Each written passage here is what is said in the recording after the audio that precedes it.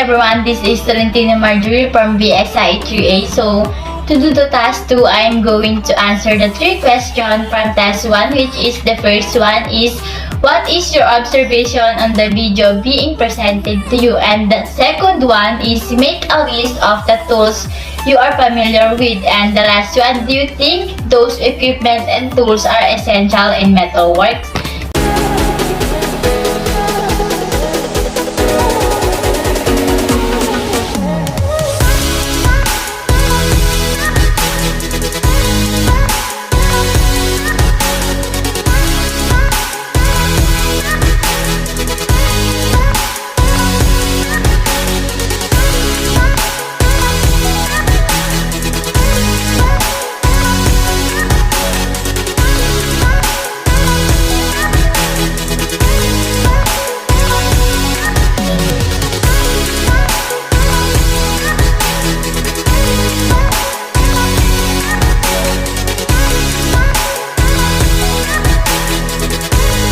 So first, I am going to answer the first question and or my observation on the video being presented to me.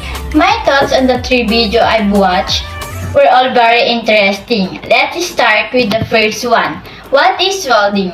Welding, according to the speaker, is distinct from other metal joining methods such as soldering and brazing, in which glue is added as a third substance. We can take 2 different materials and objects and use welding to combine them. We can add filler row to mold and pull of metal by adding heat to it. The product and result is a single item that is no longer divided into 2 halves. There are also several types of welding that use a heat source such as gas, acetylene, or oxygen, according to the speaker. While heat is generated by an electrical source in the MIG, arc, or ARC and TIG welding processes, all of them are essentially doing the same thing, combining 2 separated pieces into one. Even though they have different characteristics, they all have the same basic function. If your metal is dirty or you're working on a farm, rust and debris won't interfere with the procedure.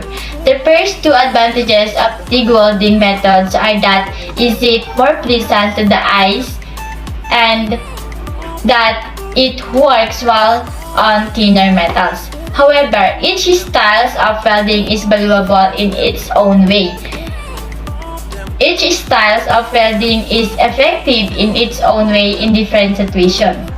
Lastly, in the last video entitled 17 Must-Have Welding Tools for Beginners, a speaker discusses that following items: welding helmet, welding magnets, welding framing jigs, speed square, sheet metal gouging, metal file, welding clamps, welding gloves, metal brush, and acetylene setup. MIG pliers are used in the video as well. To summarize, all 17 welding tools are really useful when it comes to metal fabrication.